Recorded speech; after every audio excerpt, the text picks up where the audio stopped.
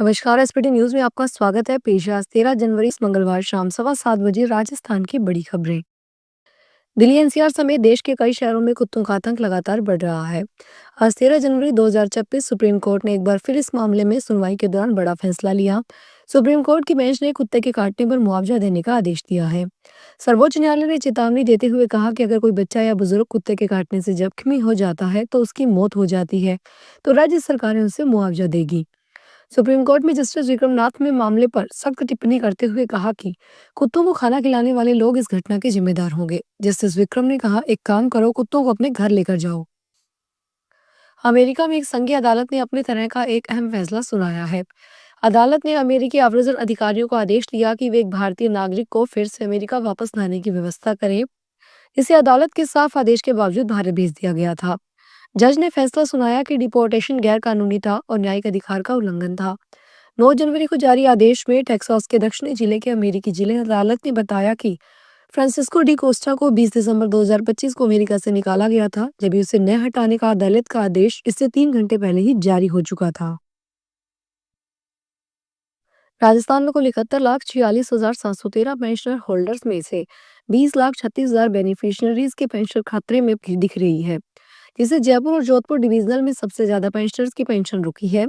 ये आंकड़ा जयपुर में करीब 20,36,000 बेनिफिशियरीज के पेंशन का है। विभागीय जानकारी के अनुसार तय समय सीमा तक सत्यापन प्रक्रिया पूरी नहीं होने के चलते यह कार्रवाई की गई है, जिसके कारण उन्होंने सत्यापन नहीं करवाया था उन सभी को पेंशन रोकी गई है। बता दें कि प्रदेश में कुल 71,46,713 पेंशन लाभार्थी हैं।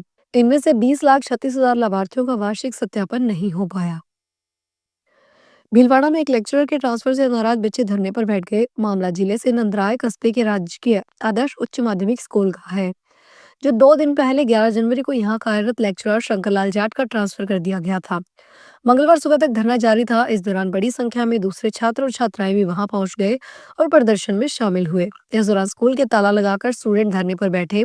सुबह का नाश्ता और लंच भी स्कूल के बाहर किया गया। लेक्चरर ने गत सत्र में बोर्ड परीक्षाओं में प्रथम स्थान प्राप्त करने वाले विद्यार्थियों को अपने खर्चे पर हवाई यात्रा करवाई थी। इलाहाबाद हाईकोर्ट ने वैवाहिक विवादों और गुजारा भत्ता को लेकर एक बेहद महत्वपूर्ण और नजीर पेश करने वाला फैसला सुनाया है। अदालत ने स्पष्ट कर दिया कि यदि पत्नी उच्च शिक्षित है या उसके पास कोई प्रोफेशनल डिग्री है, तो मात्र इस आधार पर पति उसे गुजारा भत्ता देने से इनकार नहीं कर सकता। जस्टिस करीमा प्रसाद की एकल पीठ ने बुलंदशहर फैमिली कोर्ट के पुराने आदेश को पलटते हुए कहा कि कमाने की काबिलियत होना और वास्तव में नौकरी करना दो बिल्कुल अलग बातें हैं। राजस्थान में सर्दियों का मिजाज बीते कुछ वर्षों में बदल चुका है। अब ठंड केवल दिसंबर तक सीमित नहीं रहती, बल्कि जनवरी के मध्य तक शीतलहर और कोहरा होना आम बात हो चुका है।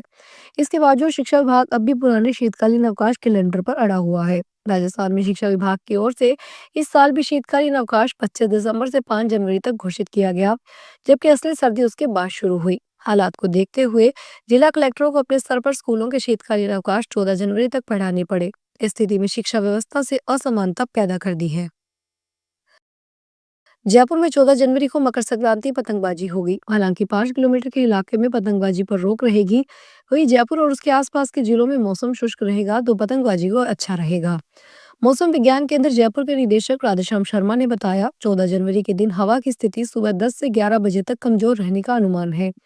यानी हवा की गति 4 किलोमीटर प्रति घंटे से कम रहने की संभावना है, जो पतंगबाजी के लिए ठीक नहीं है। 14 जनवरी और 15 जनवरी को परेड स्थल के साथ महल रोड हरे कृष्ण मार्ग जगतपुरा क्षेत्र में 5 किलोमीटर की परिधि में सुबह 9 बजे से दोपहर 1 बजे तक पतंग उड़ाने पर रोक रहेगी। अरावली को बचाने के लिए अजमेर में प्रोटेस्ट जारी है। मंगलवार को 12 से ज्यादा स्कूल और कॉलेजों के स्टूडेंट्स के साथ विभिन्न संगठनों की ओर से अरावली बचाओ अभियान के तहत रैली निकाली गई। आजाद पार्क से शुरू हुई रैली विभिन्न मार्गों से होते हुए कलेक्ट्रेट पर पहुंची। यहाँ कलेक्ट्रेट का घेराव कर हाथों में तख्तियां लेकर स्टूडेंट्स से अरावली बचाओ के नारे लगाए। प्रोटेस्ट के बाद एक संयुक्त रूप से ज्ञापन जिला कलेक्टर के जरिए राष्ट्रपति के नाम दिया गया। बारां जिले के छाबड़ा क्षेत्र में अवैध हथकढ़ शराब के खिलाफ चलाए जा रहे विशेष अभियान के तहत आबकारी विभाग और पुलिस ने संयुक्त कार्रवाई की है। मंगलवार को लक्ष्मीपुरा और चाचौड़ा गांव में दबिश दी गई। इस दौरान 7100 लीटर वाश मौके पर नष्ट किया गया और 23 अवैध शराब भट्टियां जमींदोज की गई। कार्यवाही के दौरान लगभग 14 मीटर अवैध हथकढ़ शराब भी बरामद की गई। आबकारी थाना छाबड़ा में 2 और आबकारी वृत्त छिपा बदौड़ में एक कुल 3 अभियोग दर्ज किए गए हैं। प्रतिबंध के बावजूद झुंझुनू जिले में जानलेवा चाइनीज मांझे की बिक्री थमने का नाम नहीं ले रही। ताजा मामला मलसीसर थाना क्षेत्र में अलसीसर बाईपास का है। यहाँ एक बाइक सवार अंधेड़ चाइनीज मांझे की चपेट में आने से गंभीर रूप से घायल हो गया। जानकारी के अनुसार टमकौर निवासी शिव कुमार झरमा झुंझुनू से अपनी बाइक पर सवार होकर घर लौट रहे थे। जैसे ही वे अलसीसर बाईपास के पास पहुंचे, हवा में झूलते चाइनीज मांझे ने उन्हें अपनी गिरफ्त में ले लिया।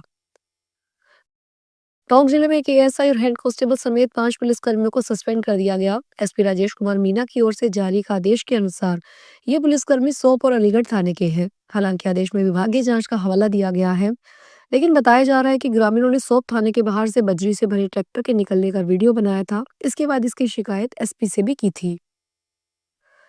सवाईमाधोपुर और करौली जिला दुग्ध उत्पादक सहकारी संघ लिमिटेड ने आम उपभोक्ताओं को राहत देते हुए सरस दूध की कीमतों में कमी की घोषणा की है। संघ के प्रबंधक संचालक सुरेश कुमार सैन ने बताया कि दुग्ध क्रय दरों में कमी होने के कारण यह निर्णय लिया गया। अब सरस गोल्ड दूध का 1 लीटर पैक 68 रुपए में और टीएम का दूध 1 लीटर पैक 52 रुपए में उपलब्ध होगा। पहले इनकी कीमत क्रमशः 70 रुपए और 54 रुपए थी। मथुरा में एक शख्स को कोबरा सांप ने काट लिया। उसने तुरंत सांप को अपनी जैकेट में पकड़ा और जेब में भरकर जिला अस्पताल पहुंच गया। सीधे इमरजेंसी वार्ड में जाकर जैकेट से कोबरा निकाला और डॉक्टर के सामने अपने हाथ में सांप पकड़कर खड़ा हो गया। बोला, डॉक्टर साहब इलाज कर दो, इसी ने काटा है। सांप को हाथ में पकड़कर दीपक डॉक्टर ने अपना इलाज करने की गुहार लगाता रहा, लेकिन सांप की वजह से कोई भी उसके पास जाने की हिम्मत नहीं कर पा रहा था। दीपक लगातार चिल्लाता रहा। वार्ड में सांप देखकर मरीज, तीमारदार और स्टाफ भी घबरा गए। अफरा तफरी मच गई।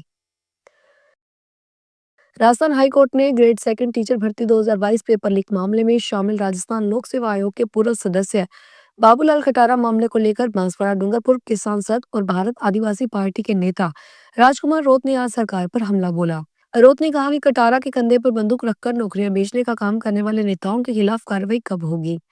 इन नामों में उदयपुर देहात कांग्रेस कमेटी के अध्यक्ष रघुवीर सिंह मीना, डूंगरपुर के पूर्व कांग्रेस अध्यक्ष दिनेश खोड़निया, पूर्व मंत्री अर्जुन बामनिया, सारे कांग्रेस नेताओं के नाम हैं। रोत ने आरोप लगाते हुए कहा कि ये वही नेता हैं जिन्होंने कांकरी डूंगरी प्रकरण करवाया। मकर संक्रांति पर्व के अवसर पर फलाना में पक्षियों की सुरक्षा सुनिश्चित करने के लिए विशेष पहल की गई है। Wild and street animals rescue team और वन विभाग पाली ने हेल्पलाइन नंबर जारी किए हैं। साथ ही आम जनता से चाइनीज मांझे का उपयोग न करने की अपील भी की गई है। रेस्क्यू टीम के जिला अध्यक्ष गोविंद प्रजापत ने बताया कि 14 जनवरी को वन विभाग पाली और wild and street animals rescue team Bali द्वारा बाली रंजन चौराहे पर 1 दिवसीय बर्ड्स कैंप का आयोजन किया गया है। इस कैंप के तहत आसपास के गांवों में टीम के कार्यकर्ता तैनात रहेंगे। फिलहाल इस बुलेटिन में इतना ही, फिर हाजिर होंगे बड़ी खबरों के साथ।